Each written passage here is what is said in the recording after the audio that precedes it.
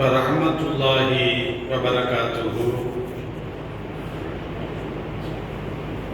அல்ஹம்துலில்லாஹ்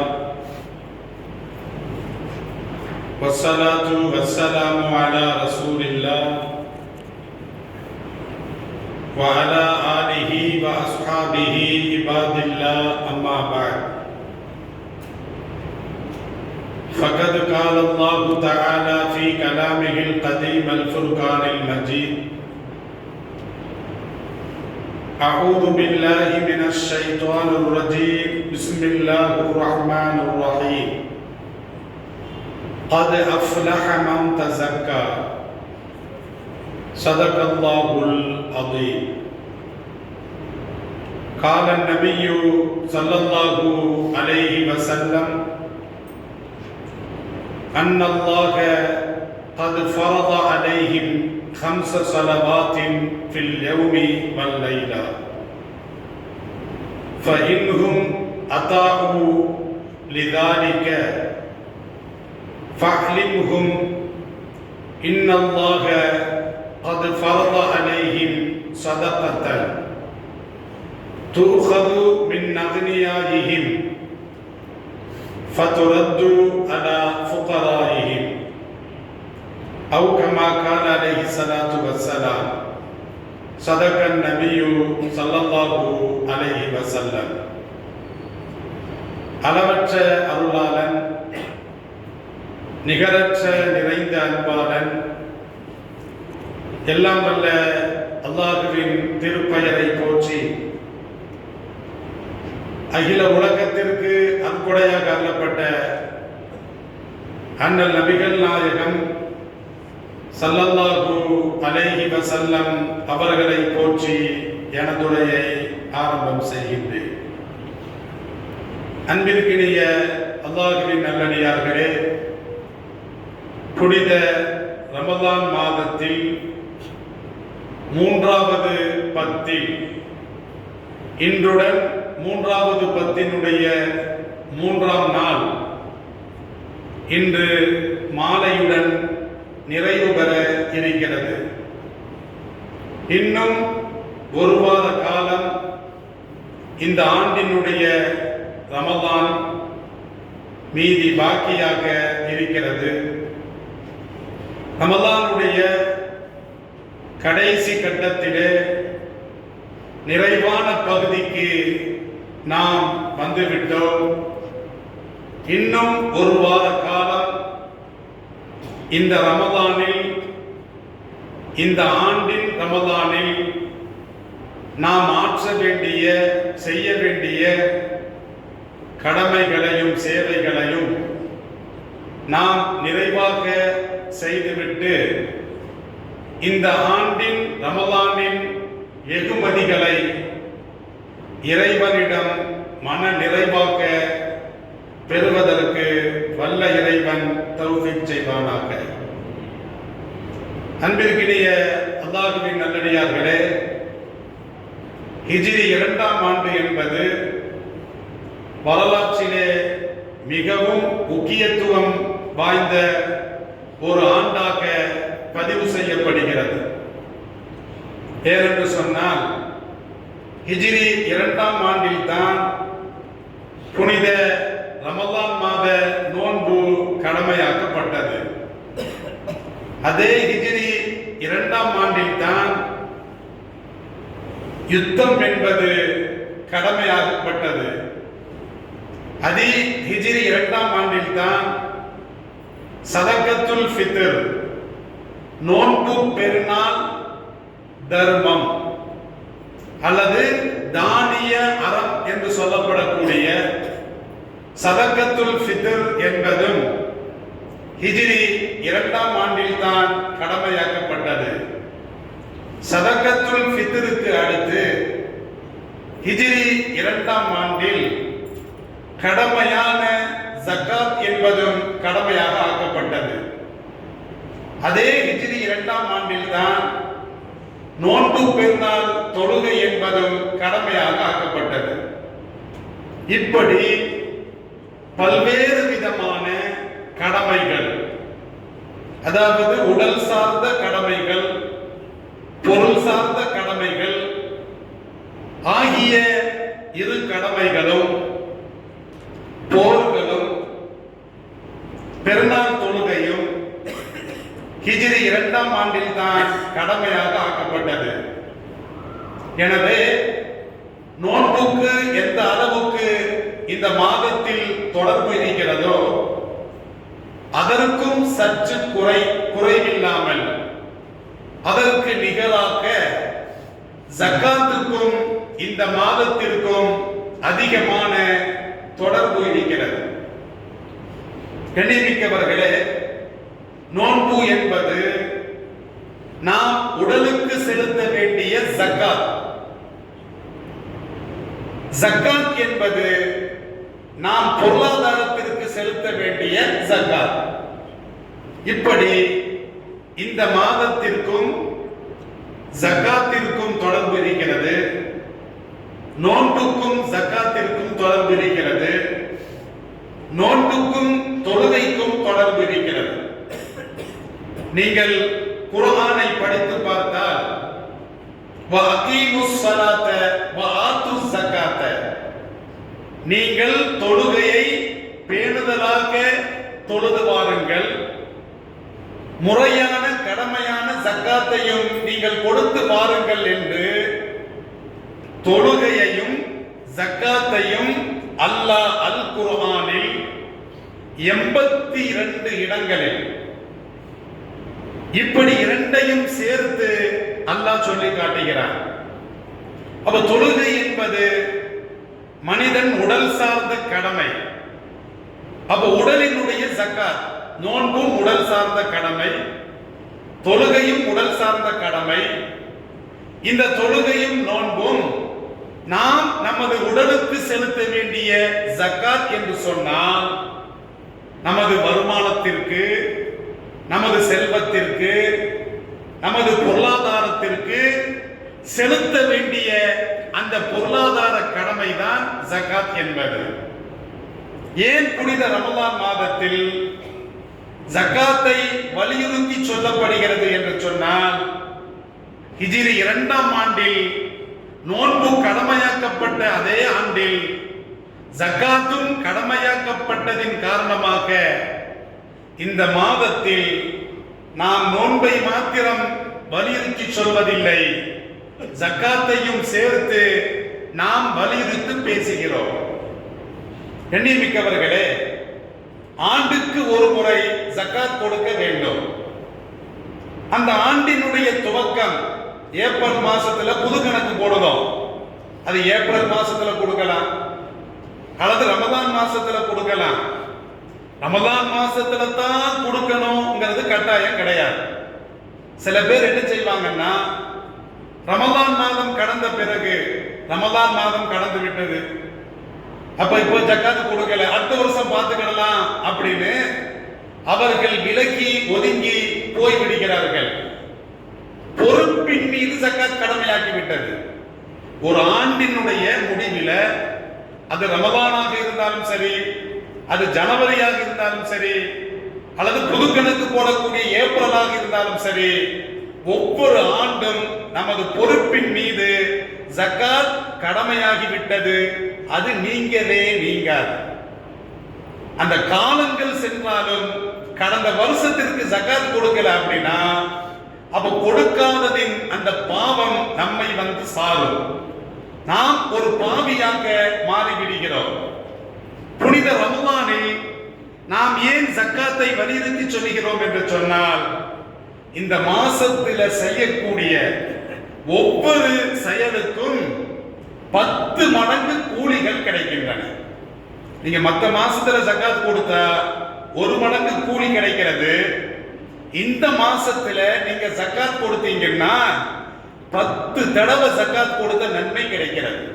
10 மடங்கு நன்மை கிடைக்கின்ற காரணத்தினால் இந்த மாதத்தில் வலியுறுத்தி சொல்லப்படுகிறது. ஒவ்வொரு ஆண்டும் ஜக்காத் விழிப்புணர்வு கூட்டம் நடைபெற்றுக் கொண்டே வருகிறது. அப்ப ஜக்காத் சம்பந்தமாக ஒரு அளவுக்கு நாம் தெரிந்து வைத்திருக்கிறோம். இருந்தாலும் கூட ஞாபகப்படுத்துவது நம் மீது கடமை. ஃபதக்கிர் இன் நஃபஅத்தின் திக்ரா, அல்லாஹ் குர்ஆன்ல சொல்றான், நபியே நீங்கள் ஞாபகப்படுத்துவீராக, நீங்கள் ஞாபகப்படுத்துவது அது அவர்களுக்கு பயனுள்ளதாக ஆகிவிடும் என்று அல்லாஹ் சொல்லுகின்ற காரணத்தினால் ஞாபகப்படுத்துவது நம் மீது கடமை. அதை நீங்கள் நிறைவேற்றுகின்ற பொழுது அந்த நன்மை ஞாபகப்படுத்திய எமக்கும் சாரும் என்பதில் எவ்வித சந்தேகமும் கிடையாது.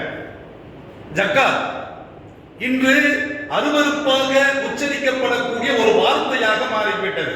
ஜக்காத் தாங்க ஒரு ஏளனமான ஒரு வார்த்தையாக இது மாறிவிட்டது. போ ஜக்காத்தா வச்சுக்கோ, கடன் தரலாம் ஜக்காத்தா வச்சுக்கோ. இப்படி அருவருப்பாக பேசப்படக்கூடிய இன்றைய காலகட்டத்தில் ஒரு வார்த்தை பிரயோகமாக ஜக்காத் என்பது மாறிவிட்டது. ஜக்காத்தினுடைய அர்த்தம் என்ன தெரியுமா? ஜக்காத்தினுடைய வெளிப்பொருள், அதற்கு வெளிப்பொருள் ஒன்று, உள்பொருள் உண்டு. ஜக்காத்தினுடைய வெளிப்பொருள் என்பது கடமையான அந்த ஜக்காத் நிதியிலிருந்து நாம் அப்படியே எடுத்து இதர பொருளாதாரத்தோடு கலந்து விடாமல் எந்த அளவுக்கு ஜக்காத் விதியாக்கப்பட்டதோ அந்த அளவு பணம் காசுகளை நாம் நமது இதர பொருளாதாரத்திலிருந்து அப்படியே எடுத்து கலற்றி வைத்து நிறைவேற்றி விடுகின்ற பொழுது என்ன ஆகுது அப்படின்னா, நம்முடைய இதர பொருளாதாரம் தூய்மையாகிறது. ஜக்காத்தினுடைய அர்த்தம் என்னது? தூய்மை. இது ஒரு ஏளனமான பேச்சாக, ஒரு ஏளனமான ஒரு வார்த்தையாக இன்று பேசப்படுகிறது. கண்ணியமிக்கவர்களே, அப்படி கிடையாது. ஜக்காத் என்று சொன்னால் தூய்மை. அல் குர்ஆன்ல அல்லாஹ் ரப்பல் ஆலமீன் சொல்லுகின்ற பொழுது கத் அஃப்லஹ மன் தஸக்கா, ஜக்காத் என்ற வார்த்தையை பயன்படுத்துறான். யார் தூய்மை அடைந்து விட்டாரோ அவர் நிச்சயமாக வெற்றி பெற்று விட்டார். அப்ப ஜக்காத் என்று சொன்னால் என்ன? தூய்மை. அப்ப நமது பொருளாதாரத்திலிருந்து கடமையான ஜக்காத் பொருளை நாம் அப்படியே எடுத்து கொடுத்து விடுகின்ற பொழுது இதர பொருளாதார தூய்மை பெறுகிறது, சுத்தம் பெறுகிறது. கண்ணியமிக்கவர்களே, இது வெளிப்படையான ஒரு அர்த்தம். உள்ரங்கமான ஒரு அர்த்தம் இருக்கிறது. ஜக்காத் என்று சொன்னால் அல்லாஹ் அல்லாதவற்றை நாம் நமது மனதில் இருந்து அதனுடைய ஆசையை கலற்றிவிட்டு மனசை தூய்மையாக்குவது. ஜக்காத் என்னது? பொருளின் மீது மோகம் மனசுல இருக்குது. அப்போ தங்கத்தின் மீது மோகம் மனுஷனுக்கு இருக்கிறது, வெள்ளியின் மீது மோகம் மனுஷனுக்கு இருக்கிறது. زُيِّنَ لِلنَّاسِ حُبُّ الشَّهَوَاتِ مِنَ النِّسَاءِ وَالْبَنِينَ وَالْقَنَاطِيرِ الْمُقَنطَرَةِ مِنَ الذَّهَبِ وَالْفِضَّةِ وَالْخَيْلِ الْمُسَوَّمَةِ وَالْأَنْعَامِ وَالْحَرْثِ. அல்லாஹ் குர்ஆன்ல சொல்றான், மனுஷனுக்கு தங்கத்தின் ஆசை மனுஷனுக்கு இருக்குது, தோட்டங்களின் ஆசை மனுஷனுக்கு இருக்கிறது, குழந்தைகளின் ஆசை மனுஷனுக்கு இருக்கிறது, பெண்களின் ஆசை மனுஷனுக்கு இருக்கிறது, குதிரையின் ஆசை மனுஷனுக்கு இருக்கிறது, கால்நடைகளின் ஆசை மனுஷனுக்கு இருக்கிறது. எல்லா ஆசையும் மனுஷனுக்கு மனசுக்குள்ள இருக்குது. ஆனால் நீ ஜக்காத்தை கொடுத்து உள்ளத்தில் இதற்கு இடம் கொடுக்காமல், எந்த பொருளாதாரத்திற்கும் தங்கத்திற்கும் வெள்ளிக்கும் உள்ளத்தில் இடம் கொடுக்காமல், உள்ளத்திற்கு அல்லாஹ்விற்கு மாத்திரம் இடம் கொடு. இந்த மோகத்தை கலற்றிவை, ஜக்காத்தை கொடு. அப்போ உனது உள்ளத்திற்கு அல்லாஹ் அல்லாதவற்றை விட அல்லாஹ் அல்லாதவைகளுக்கு இடம் கொடுக்க கூடாது. அப்போ உள்ளம் தூய்மை பெறுகிறது. இது உள்ரக்கமான பொருள் ஜக்காத்திற்கு. இது ஒரு அர்த்தமா? இரண்டாவது, ஜக்காத்திற்கு அரபி அகராதியில் நீங்கள் பார்க்கின்ற பொழுது அன்னமா வளர்ச்சி என்று அர்த்தம் இருக்கிறது, சுத்தம் என்ற ஒரு அர்த்தம் இருக்கிறது. அன்னமா வளர்ச்சி. நாம் நமது பொருளாதாரத்திற்குண்டான அந்த ஜக்காத்தை நாம் முறையாக ஏழை பாலைகளுக்கு நாம் வழங்கி விடுகின்ற பொழுது அல்ஹம்துலில்லாஹ் துஆ செய்வாங்க, எனது கஷ்டமெல்லாம் நீங்கி போச்சு. அப்போ ஒரு ஏழை கண்ணீர் விட்டு, ஆனந்த கண்ணீர் விட்டு சந்தோஷமாக பெற்று, யா அல்லாஹ் இந்த மகாராசாவுடைய பொருளாதாரத்தில் நீ பரக்கத்தை செய்யும் துஆ செய்யறதா இல்லையா? அப்போ வழங்கியவருக்கு வாங்கியவர் அவர் துஆ செய்கின்ற பொழுது அவருடைய பொருளாதாரம் வளர்ச்சி பெறுகிறது. இதுதான் ஜக்காத்துடைய நேரடியான பொருள். ஆனால் இன்று ஜக்காத் அருவருப்பாக பார்க்கப்படுகிறது, அருவருப்பாக பேசப்படுகிறது, ஒரு கொச்சை வார்த்தையாக இன்று பார்க்கப்படுகிறது. நிச்சயமாக அது கிடையவே கிடையாது. கண்ணியமிக்கவர்களே, இப்ப ஜக்காத் பத்தி நாம குறிப்பிட்ட ஒரு முக்கியமான விஷயத்தை சொல்றோம். ஜக்காத் யார் மீது கடமை, ஜக்காத் யார் கொடுக்கணும் அப்படின்னா, இஸ்லாம் சில நிபந்தனைகளை போடுகிறது. முஸ்லிமாக இருக்கணும், முஸ்லிம் அல்லாதவர் மீது ஜக்காத் கடமை கிடையாது. இரண்டாவது, சுதந்திரமானவராக இருக்க வேண்டும். ஒரு அடிமையின் மீது, அடிமை கோடி கோடியாக சம்பாதித்தாலும் அந்த அடிமையினுடைய சொத்து பொருளாதாரம் எஜமானனுக்கு சாரும். அதனால இஸ்லாம் என்ன சொல்கிறது? சுதந்திரமானவனாக இருக்க வேண்டும். அடிமையின் மீது ஜக்காத் என்பது கடமை கிடையாது. மூன்றாவது, புத்தி சுவாதீனம் உள்ளவராக இருக்க வேண்டும். ஒரு குழந்தை பைத்திய குழந்தையா இருக்குது, ஆனால் கோடீஸ்வர பையன் பைத்தியக்காரனா இருக்கான் அப்படின்னா அவனின் மீது ஜக்காத் கடமை கிடையாது. அவனை யார் நிர்வாகம் செய்கிறாரோ அவன் சார்பாக கொடுக்க வேண்டும். அப்ப மூன்று, புத்தி சுவாதீனம் உள்ளவராக இருக்க வேண்டும். நான்காவது, பாலி வயசுக்கு வந்திருக்கணும். ஒரு குழந்தை கோடீஸ்வர குழந்தை, பெற்றோர் இறந்து விட்டார்கள், ஆனா கோடீஸ்வர குழந்தை சின்ன குழந்தையா இருக்குது, வயசுக்கு வரல. அப்ப கோடி கோடியாக அந்த குழந்தையிடத்தில் இருந்தாலும் அதனுடைய சொத்து மதிப்பு இருந்தாலும் வயசுக்கு வரல. அப்ப என்ன செஞ்சிருக்கணும்? நாலாவது ஷரத்து வயசுக்கு வந்திருக்கணும். அஞ்சாவது, பொருள் மீது அதிகாரம் படைத்திருக்க வேண்டும். ஆறாவது, ஒரு பொருள் ஒரு வருடம் முழுமையாக பூர்த்தியாக இருக்க வேண்டும். ஏழாவது, அந்த பொருளாதாரம் நமது அதிகாரத்தில் இருக்க வேண்டும். இப்படி 7 நிபந்தனைகள் இருக்கிறது. என்ன பொருள், என்ன பொருளாதாரம் இருக்கணும் அப்படின்னா, ஸல்லல்லாஹு அலைஹி வஸல்லம் காலத்துல தங்க நாணயங்கள் அல்லது வெள்ளி நாணயங்கள் பயன்படுத்தப்பட்டது. ஸல்லல்லாஹு அலைஹி வஸல்லம் காலத்துல விவசாய பொருட்கள், அரிசி, கோதுமை இப்படி பயன்படுத்தப்பட்டது. ஸல்லல்லாஹு அலைஹி வஸல்லம் காலத்துல அந்த பேரிச்சம்பழம், அந்த திராட்சை பழம், இது அடிப்படையான அம்சங்கள், ஜக்காத்தினுடைய மூலப்பொருட்கள். கால்நடைகள்லாம் அப்போ ஆடு, மாடு, ஒட்டகம், இது மூன்று கால்நடைகள். கோழி கால்நடைகளை வராது, குதிரையும் கால்நடைகளை வராது. அப்ப குதிரை, இப்படி மூலப்பொருட்கள். இப்ப தங்கம் என்று எடுத்துக்கொண்டால் ஒருத்தர்கிட்ட 87 கிராம் தங்கம் இருக்கிறது. இந்த தங்கம் ஒரு வருஷம் அப்படியே இருக்கணும், ஒரு வருஷம் குறைவில்லாமல் இருக்க வேண்டும். அப்ப ஒரு வருடம் முழுமையா இருக்குது. அந்த தங்கமும் தனது அதிகாரத்தில் இருக்கணும். இப்ப சில பேர் இரவல் கேட்பாங்க, பொம்பளைகள் கல்யாணத்துக்கு போகும் பொழுது, வெளியூருக்கு போகும் பொழுது இந்த இரவல் கேட்பாங்க. அப்ப இரவல் நகையை தாய்மார்கள் கொடுக்கறாங்க.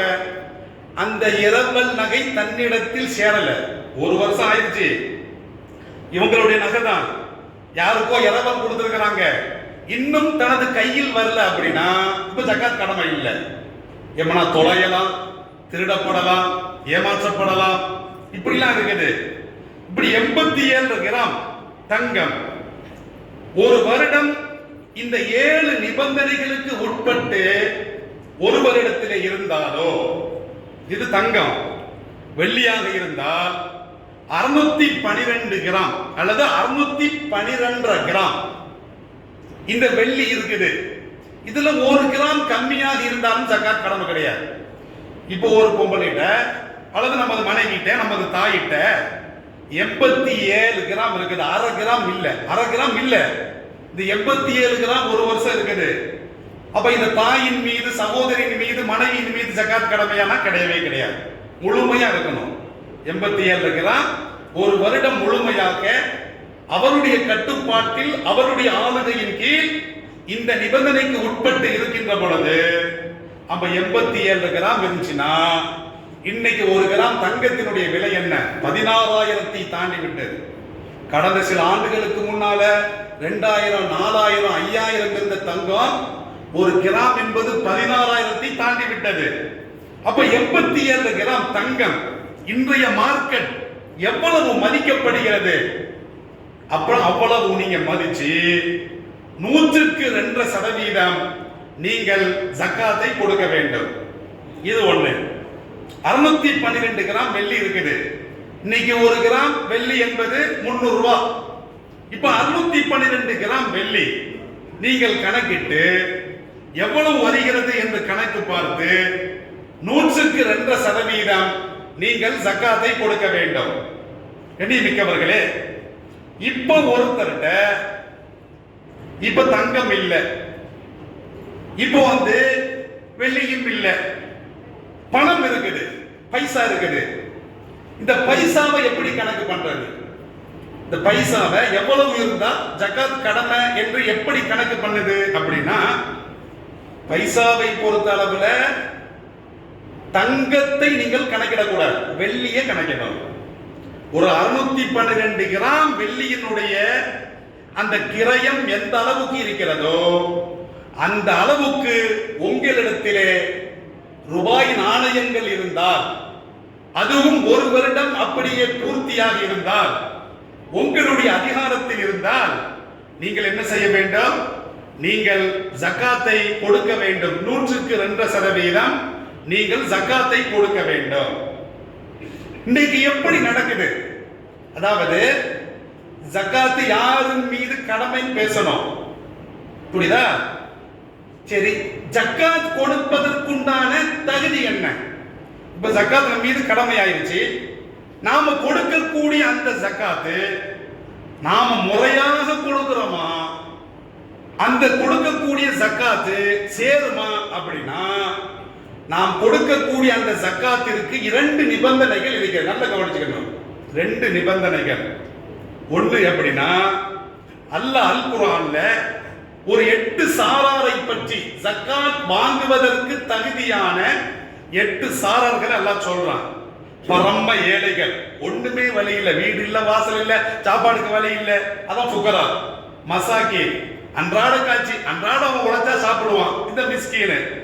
மூணாவது வல்லாமிலின அலைகா, அந்த ஜக்காத்துக்கு வசூல் பண்ற நம்ம அனுப்புறோமா இல்லையா, வசூலகர்கள், அவர்களுக்கு ஜக்காத்திலிருந்து நாம கொடுக்கலாம். வல் முஅல்லஃபதி குலூபுஹும், நாலாவது இஸ்லாத்திற்கு வருவார்கள், அவர்களால் இஸ்லாத்திற்கு தொந்தரவு இல்லை, நல்ல சமாதானமா ஐக்கியமா சமாதானமா வாழ்றாங்க, சகோதரத்துவமா வாழ்றாங்க அப்படின்னு ஒருத்தர் நினைச்சோம்னா நம்ம அவருக்கு கொடுக்கலாம். ஒஃபில் ரிகாபி, அடிமை. இப்ப அடிமை கலாச்சாரம் என்பது கிடையாது. அதுக்கு அடுத்து வல் காரிமீன, கடனாளிகள். கோடீஸ்வரனா இருப்பான், ஆனா அவனுக்கு 2 கோடி கடன் இருக்கும். 1 கோடிக்கு அதிபதி, ஆனா அவனுக்கு கடன் எவ்வளவு இருக்கும்? 2 கோடி இருக்கும். வெளிப்படையா பார்க்கும்போது ஒரு கோடீஸ்வரன் அப்படி நம்ம நினைக்க கூடாது. கடனாளிகள். வஃபி சபீலில்லாஹ், அல்லாஹ்வுடைய பாதையில் ஈடுபடக்கூடியவர்கள். வபினி சபீலி, வழிபோக்கர்கள். இந்த அல்லாஹ்வுடைய பாதையில் ஈடுபடுபவர்கள், வழிபோக்கர்கள், இவர்கள் செல்வந்தர்களாக இருந்தாலும் பரவாயில்லை. வழிபோக்க எங்கேயோ பிரயாணத்துக்கு போயிட்டாரு, எல்லாத்தையும் இழந்துட்டாரு, ஆனா ஊர்ல கோடீஸ்வரன், லட்சாதிபதி. அப்ப இப்படிப்பட்ட வழிபோக்கர்கள் எங்கேயோ மாட்டிட்டாங்க, யுத்தத்துல மாட்டிட்டாங்க, கலவரத்துல மாட்டிட்டாங்க அப்படின்னா அவர்களுக்கு ஜக்காத்தை கொடுக்கலாம். அல்லாஹ்வுடைய பாதையில போறாங்க. அவர்கள் குடும்பத்தில் செல்வந்தர்களாக இருந்தாலும் அல்லாஹ்வுடைய பாதையில் போராடக்கூடியவர்களுக்கு கொடுக்கலாம். இந்த 8 சாரார்ல இருக்கணும். 8 சாரார்ல ஒரு சாராரும் இருக்கணும். இரண்டாவது, ஜக்காத் கொடுக்கும் பொழுது கண்டிப்பாக நியத் கட்டாயம். 8 சாரார் இருந்து கொடுக்கின்ற பொழுது ஜக்காத்தை என்ன செய்யணும்? கண்டிப்பா நியத்தை வைக்கணும். சில பேர் என்ன செய்யலாம் பார்த்தீங்கன்னா, கடன், இவர் வியாபாரியா இருப்பாரு, அதாவது பிசினஸ் பண்ணுவாரு, ஒரு ஆட்டை கொடுத்துருப்பாரு, 50 லட்சம் வர வேண்டி இருக்கும். அழுது கேட்டு பார்ப்பாரு, வரவே வராது, தரவே மாட்டான், ஏமாத்திடுவான். கடைசியில இவர் வாழ்க்கையில நிராசை அடைஞ்சு விரக்தி அடைஞ்சு போ ஜக்காத்தா வச்சுக்கோ. எப்ப சொல்ற இவன் கடனா கொடுத்திருக்கிறான், இந்த கடன் திரும்பி வராத பொழுது ஜக்காத்தா வச்சுக்கோ. அததான் சொல்றோம், கொடுக்கின்ற பொழுதே நீயத் அவசியம். நீ கடனா கொடுத்த, உனக்கு வராதுன்னு தெரிகின்ற பொழுது ஜக்காத்தா மாத்துற, இப்படி நீயத்தை மாற்ற முடியாது. நீயத்து தான் அவசியம். அப்ப ஜக்காத் நிறைவேறுவதற்கு அந்த வாங்குவதற்கு தகுதியான சாரார்கள் இருந்து கொடுக்கக்கூடியவர் கொடுக்கின்ற பொழுது நீயத் அவசியம். கண்ணியமிக்கவர்களே, நீங்க பணத்தை கொடுக்குறீங்க, அப்ப ஜக்காத்னா கண்டிப்பா நியத்து வைக்கணும். சதக்கா அது நியத்து வைக்க வேண்டிய அவசியம் இல்ல. சாதாரண தர்மம் நியத்து வைக்க வேண்டிய அவசியம் இல்ல. இப்படி இருக்குது. சில பேர் என்ன கேள்வி கேட்கறாங்க தெரியுமா?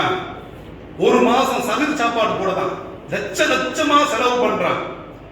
இப்படி சகர் சாப்பாடுல போட்டு இஃப்தார் உணவு போட்டு கடைசியில் என்ன செய்றாங்க தெரியுமா?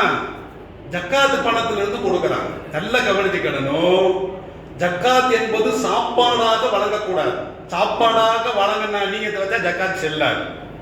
சில பேர் துணிமணிகளை வாங்கி கொடுக்கறாங்க, இதுவும் ஜக்காத்தாக செல்லவே செல்லாது. கண்ணியமிக்கவர்களே, சகர் சாப்பாடு நீங்க கொடுக்கிறது சதக்கா.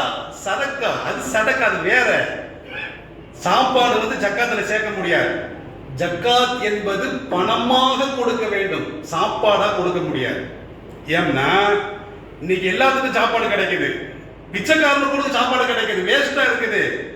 அப்ப ஏழைகளுக்கு தேவை காசு தேவை, சாப்பாடு தேவையில்லை. அப்ப நீ வந்து சாப்பாடு கொடுத்து ஜக்காத் பொருளை கழித்தால் அது ஜக்காத்தாக கூடவே கூடாது. அது வந்து என்ன ஆகும்? அது சதக்காவா தான் மாறும். துணிமணிகளை வாங்கி கொடுக்கறாங்க, அள்ளி கொடுக்கறாங்க. ஒருத்தனுக்கு கடன் தேவை இருக்கும், அப்ப ரூபாய் கொடுத்தா கடன் அடைப்பான், அவனுக்கு துணி தேவைப்படாது. அல்லது ஒருத்தனுக்கு துணியை கொடுக்கிறோம், அவனுக்கு சாப்பாடு தேவைப்படும். இந்த பிரச்சனைகளாம் இருக்கின்ற காரணத்தினால இஸ்லாம் என்ன சொல்லுகிறது அப்படின்னா, ஜக்காத் என்பது பணம் காசுகளாகவே கொடுக்க வேண்டும். அவனுடைய தேவைகளை, அவனுக்கு சாப்பாடு தேவையா, உடை தேவையா, அவனுடைய தேவை அவன் பார்த்துக் கொள்ளுவான். இப்படி நீங்கள் சாப்பாடாகவோ துணிமணியாகவோ நீங்கள் வழங்கினால் அது ஜக்காத்தாக செல்லாது. கட்டுமான பணிக்கு ஜக்காத் கொடுக்கவே கூடாது. பள்ளிவாசலுக்கு கொடுக்க கூடாது. பள்ளிவாசலுக்கு கொடுத்தா அது சதக்கத்தும் ஜாரியா. இப்ப ஜக்காத் கொடுக்கிற ஆளு மனுஷனா இருக்கணும், வாங்குற ஆளுக்கான இல்லையா, வாங்குற ஆள். இப்ப அனாதைகள் இருக்கிறாங்க, ஏழைகள் இருக்கிறாங்க, வாங்கக்கூடிய ஆளு மனுஷனா இருக்கணும். மனுஷன் அல்லாத ஜட பொருள், ஒரு கட்டிடம் கட்டி கொடுக்கிறேன், ஒரு ஃபேனை வாங்கி கொடுக்கிறேன், ஒரு ஹவுஸை கட்டி கொடுக்கிறேன், ஒரு பள்ளிவாசலை விஸ்தீர்ணம் பண்றேன், கட்டுமான பொருளுக்காக நீங்கள் கொடுக்கக்கூடியது சதக்கா ஜாரியா, அது ஜக்காத் அல்ல. இப்ப மதரசாக்கு கொடுக்க கூடாது, மதரசா மாணவர்களுக்கு கொடுக்கணும். கண்ணியமிக்கவர்களே, அனாதைகளுக்கு கொடுக்கணும், ஏழை குமரலுக்கு கொடுக்கணும். இங்க மனுஷன் ஏழை பாலை இதுதான் பார்க்கப்படுகிறது. இப்படி ஜக்காத்துல நிறைய விஷயங்கள் இருக்கிறது. கண்ணியமிக்கவர்களே, எனவே இந்த ஆண்டு நமக்கு எந்த அளவுக்கு ஜக்காத் கடமையோ அந்த அளவு நாம் ஜக்காத்தை நிறைவேற்றிட வேண்டும். ஒருவேளை ஜக்காத்து நிறைவேற்றலன்னா ஜக்காத்துடைய பொருள் 10 ரூபாய் இதர பொருளோடு இருந்தால் அந்த பொருளையும் சேர்த்து அல்லாஹ் அழித்து விடுவான் என்று என் பெருமான் ஸல்லல்லாஹு அலைஹி வஸல்லம் அவர்கள் சொல்றாங்க. இதை நீங்க கண்டிப்பாக கவனிச்சு வச்சுக்கணும். ஜக்காத்தை பத்தி விவரம் உங்களுக்கு தெரியும். இரண்டாவது சதக்கத்துல் ஃபித்ர், நோன்பு பெருநாள் தானிய அறம் ஒன்று இருக்கிறது.